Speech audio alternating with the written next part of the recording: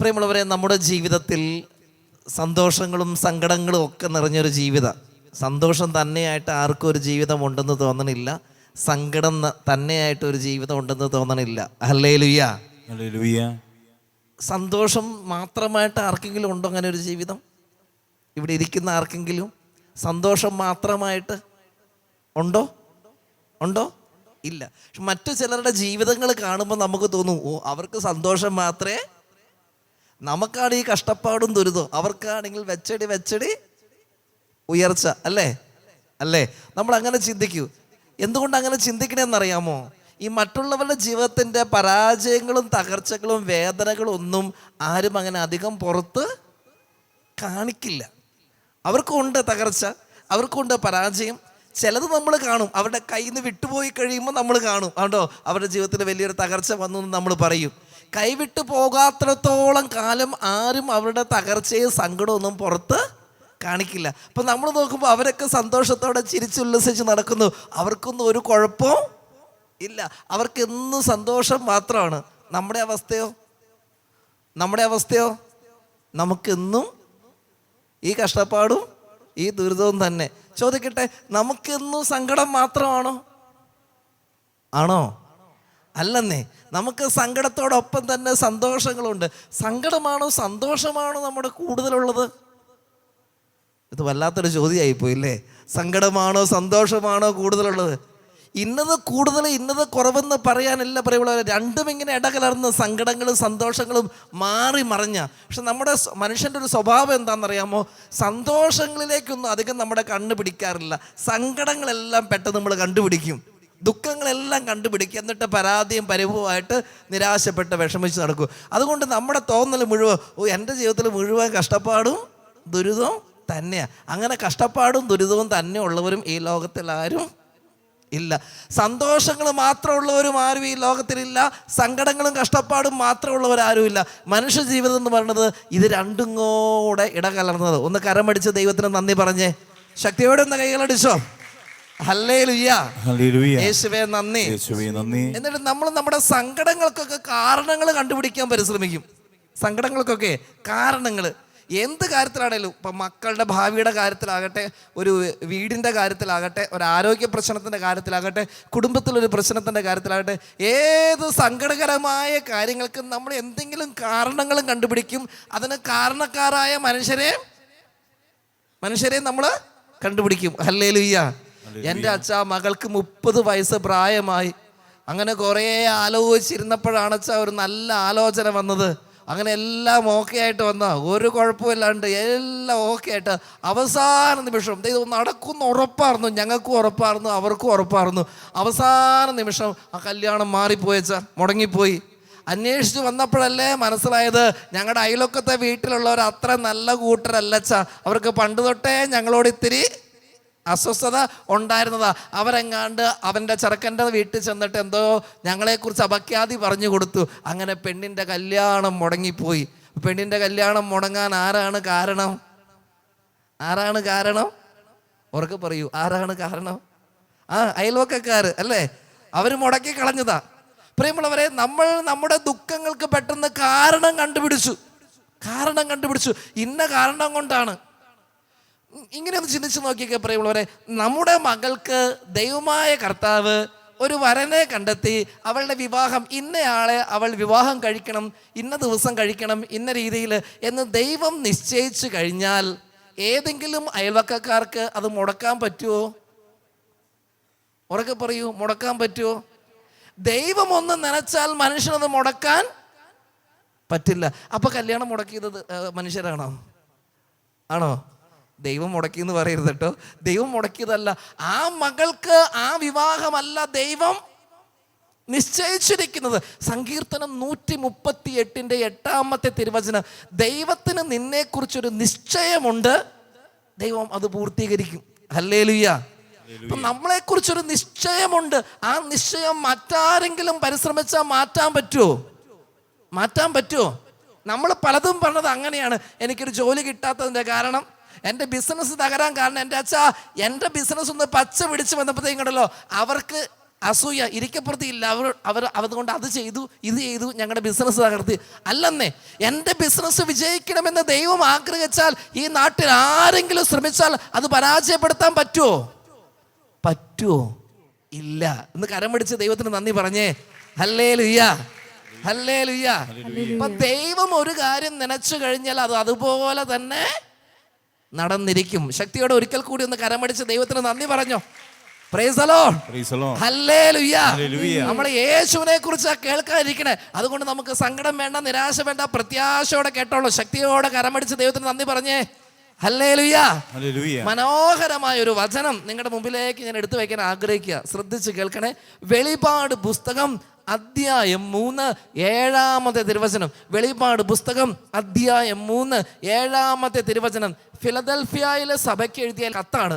അതിവിടെ എഴുതി വച്ചിരിക്കുന്ന ഇങ്ങനെയാണ്: ഫിലദൽഫിയയിലെ സഭയുടെ ദൂതന് എഴുതുക. എന്താ എഴുതണ്ടേന്ന് അറിയാമോ? പരിശുദ്ധനും സത്യവാനും ദാവീദിന്റെ താക്കോൽ കൈവശമുള്ളവനും മറ്റാർക്കും അടയ്ക്കാൻ കഴിയാത്തവണ്ണം തുറക്കുന്നവനും മറ്റാർക്കും തുറക്കാൻ കഴിയാത്തവണ്ണം അടയ്ക്കുന്നവനും ആയവൻ പറയുന്നു. ഹല്ലേലൂയ.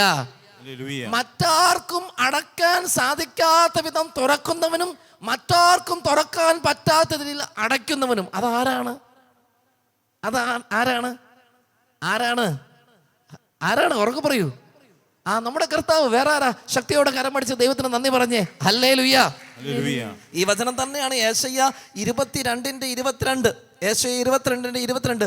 ദാവീദ് ഭവനത്തിന്റെ താക്കോൽ അവന്റെ തോളിൽ ഞാൻ വെച്ചു കൊടുക്കും. ദാവീദ് ഭവനത്തിന്റെ താക്കോൽ അവന്റെ തോളിൽ ഞാൻ വെച്ചു കൊടുക്കും. അവൻ തുറന്നാൽ ആരും അടയ്ക്കുകയോ അവൻ അടച്ചാൽ ആരും തുറക്കുകയോ ചെയ്യുകയില്ല. കരമടിച്ച് ദൈവത്തിന് നന്ദി പറഞ്ഞേ. ശക്തിയോടെ കൈകളടിച്ചോ. ഹല്ലേലൂയ. ഇപ്പോൾ പ്രിയമുള്ളവരെ, ദൈവം തുറന്നാൽ ആരും അടയ്ക്കുകയില്ല. അനുഗ്രഹത്തിന്റെ വാതിൽ, രക്ഷയുടെ വാതിൽ ദൈവം നമുക്ക് വേണ്ടി തുറന്നാൽ മറ്റാർക്കും അത് അടയ്ക്കാൻ സാധിക്കുകയില്ല. നമ്മളെ നശിപ്പിക്കുന്ന തിന്മയുടെ വാതിൽ ദൈവം അടച്ചു കഴിഞ്ഞാൽ മറ്റാർക്കും അത് തുറക്കാൻ സാധിക്കുകയില്ല. കരമടിച്ച് ദൈവത്തിന് നന്ദി പറഞ്ഞോ. ഹല്ലേലൂയ. അപ്പൊ ഇനി പറയാമോ മറ്റുള്ളവരാണ് എൻ്റെ ജീവിതത്തിലെ തകർച്ചയുടെ കാരണം? ആണോ? അല്ലെന്നേ, എന്നെ കുറിച്ച് എൻ്റെ ദൈവത്തിനൊരു നിശ്ചയമുണ്ട്. അങ്ങനെയെങ്കിൽ ആ ദൈവം എന്നെ നേർവഴി നടത്തിയിരിക്കും. ഹല്ലേലൂയ. ആകുലപ്പെടുന്നത് നിർത്തുക പ്രിയമുള്ളവരെ. ചിലതൊക്കെ നമ്മുടെ ജീവിതത്തിൽ സംഭവിക്കാൻ ദൈവം ആഗ്രഹിക്കുന്നില്ലെന്നേ. കാരണം ദൈവം നമ്മുടെ നന്മയാണ് ആഗ്രഹിക്കുന്നത്. നമുക്ക് തോന്നും ഇങ്ങനെ നടന്നാലാണ് ശരിയാകുമെന്ന്. ദൈവത്തിനറിയാം ഇങ്ങനെ നടന്നാൽ ശരിയാകില്ലെന്ന്. ഒരു സിമ്പിൾ ഉദാഹരണം പറയട്ടെ നിങ്ങളോട്. വളരെ സിമ്പിൾ ഉദാഹരണം പറയട്ടെ. ഉദാഹരണം ഇങ്ങനെയാണ്. ചെറിയ ഒരു കുട്ടി, 1-ാം ക്ലാസ്സിൽ പഠിക്കുന്ന കൊച്ചാ. അവന് രാവിലെ എഴുന്നേറ്റ് വന്നപ്പോൾ വീടിൻ്റെ മുറ്റത്തുള്ള മാവിൽ നിന്ന് താഴെ വീണ് കിടക്കുന്ന നല്ലൊരു മാമ്പഴം കിട്ടി. ഈ മാമ്പഴമായിട്ട് ഇവൻ അമ്മയുടെ അടുത്തേക്ക് വന്നിട്ട് പറഞ്ഞു, അമ്മേ എനിക്ക് കത്തി താട്ട്, എനിക്ക് മാമ്പഴം പൂളി കഴിക്കണം. നല്ല ആഗ്രഹമാണ് അല്ലേ? 1-ാം ക്ലാസ്സിൽ പഠിക്കണ കൊച്ചിൻ്റെ ആഗ്രഹമാണ് സ്വന്തമായിട്ട് കത്തി കൊണ്ട് ഈ മാമ്പഴം പൂളി കഴിക്കണം എന്നുള്ളത്. അമ്മ ഈ 1-ൽ പഠിക്കുന്ന കൊച്ചിന് എന്നാ നീ പൂളി കഴിച്ചോടാ എന്ന് പറഞ്ഞ് കത്തി എടുത്ത് കൊടുക്കുവോ? ഇല്ല. എന്തുകൊണ്ടാണ് കൊടുക്കാത്തത്? ആ കത്തി കൈകാര്യം ചെയ്യാനുള്ള പക്വത കുഞ്ഞിന് ആയിട്ടില്ല. അമ്മയ്ക്കറിയാം ഇപ്പോൾ കത്തി കയ്യിൽ കൊടുത്താൽ ശരിയാകില്ലെന്ന്. പക്ഷെ കൊച്ചിന് സന്തോഷം കിട്ടണമെങ്കിൽ എന്തു വേണം? ആ കത്തി കിട്ടണത് കൊച്ചിൻ്റെ പിടിവാശിയാണ്. പക്ഷെ അമ്മ കൊച്ചെത്ര കരഞ്ഞാലും ശരി കൊച്ചിൻ്റെ കയ്യിൽ കത്തി കൊടുക്കില്ല. അപ്പം അമ്മയ്ക്കൊരു സ്നേഹവും ഇല്ല. അമ്മ കത്തി തന്നില്ല, ഈ അമ്മ കൊള്ളില്ലാത്ത അമ്മയാ, ചീത്ത അമ്മയാ എന്നൊക്കെ പറഞ്ഞ് കൊച്ചു കിടന്ന് കരയാൻ തുടങ്ങും അല്ലേ? പക്ഷേ കൊച്ചിൻ്റെ അമ്മ കൊച്ചിൻ്റെ നന്മയെ കരുതിയ കത്തി കൊടുക്കാത്ത. കൊച്ചിന് കരുതണ ഇതാ നന്മ എന്ന്, പക്ഷെ അമ്മയ്ക്കറിയോ ഇതല്ല നന്മയെന്ന്. ഈ ഉദാഹരണം മനസ്സിലായോ? പിള്ളേരൊക്കെ ഇല്ലേ വീട്ടിൽ? ഉണ്ടോ? മാമ്പഴമൊക്കെ ഇപ്പം ഇല്ലേ? കത്തിയൊക്കെ എടുത്ത് പൂളാറില്ലേ? അപ്പം ഞാൻ പറഞ്ഞത് മനസ്സിലായെന്ന് കൈയടിച്ച് ദൈവത്തിന് നന്ദി പറഞ്ഞേ. ഹല്ലേലൂയ. യേശുവേ നന്ദി എന്ന് പറഞ്ഞതുപോലെ ദൈവത്തിനറിയാം ദൈവത്തിൻ്റെ മക്കൾക്ക് എന്താണ് ആവശ്യമെന്ന്. നമ്മൾ ദൈവത്തിൻ്റെ മക്കളല്ലേ? ആണോ? സംശയമുണ്ടോ? 1 യോഹന്നാൻ 3:1. കണ്ടാലും എത്ര വലിയ സ്നേഹമാണ് അവിടുന്ന് നമ്മോട് കാണിച്ചിരിക്കുന്നത്. നമ്മൾ ദൈവ മക്കൾ എന്ന് വിളിക്കപ്പെടുന്നു. നമ്മൾ അങ്ങനെ ആണു താനും. കരമടിച്ച് ദൈവത്തിന് നന്ദി പറഞ്ഞോ. അപ്പം നമ്മൾ ആരാന്നാ പറഞ്ഞേ? ആരാന്നാ പറഞ്ഞത്? ദൈവമക്കള്. നമ്മൾ ദൈവമക്കളാണെങ്കിൽ ദൈവം നമ്മുടെ തിന്മ ആഗ്രഹിക്കുവോ? ഇല്ല. ദൈവം നമ്മുടെ നന്മ ആഗ്രഹിക്കുള്ളൂ. അതുകൊണ്ട് നമുക്ക് വേണ്ടത് വേണ്ട സമയത്ത് ദൈവം പ്രദാനം ചെയ്യോ. മലമുകളിലേക്ക് മകനെ ബലിയർപ്പിക്കാൻ പോയ സമയത്ത് മകൻ അപ്പനോട് ചോദിച്ചു, അപ്പാ വിറകും തീയുണ്ടല്ലോ, ബലിക്കുള്ള കുഞ്ഞാടെവിടെ? അപ്പൻ പറഞ്ഞു, മകനെ അത് നമുക്ക് ദൈവം തരൂന്നേ. ദൈവം പ്രദാനം ചെയ്യുന്നവനാ.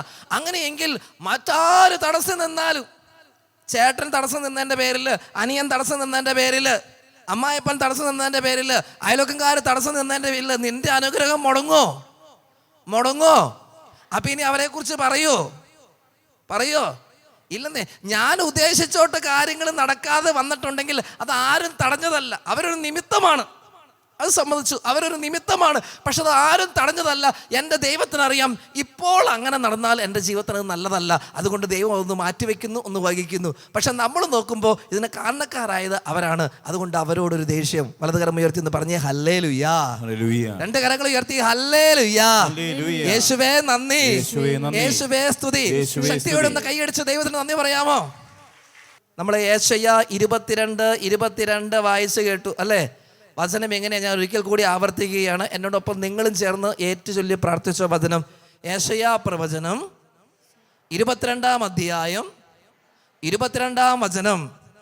ദാവീദ് ഭവനത്തിന്റെ താക്കോൽ, അവരൊക്കെ പറഞ്ഞ ദാവീദ് ഭവനത്തിന്റെ താക്കോൽ അവന്റെ തോളിൽ ഞാൻ വെച്ചു കൊടുക്കും.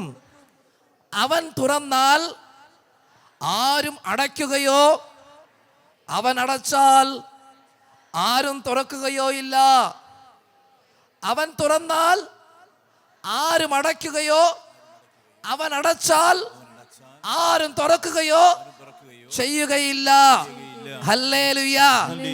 അനുഗ്രഹത്തിന്റെ വാതിൽ എൻ്റെ ദൈവം എനിക്ക് വേണ്ടി തുറന്നാൽ മറ്റാർക്കും അത് അടയ്ക്കാൻ സാധിക്കുകയില്ല. ഹല്ലേലൂയാ. എന്നെ നശിപ്പിക്കാൻ വരുന്ന തിന്മയുടെ വാതിൽ ദൈവം അടച്ചാൽ പിന്നെ അത് ആർക്കും തുറക്കാനും പറ്റില്ല. ഹല്ലേലൂയാ. ശക്തിയോടൊന്ന് കൈയടിച്ച് ദൈവത്തിന് നന്ദി പറഞ്ഞേ.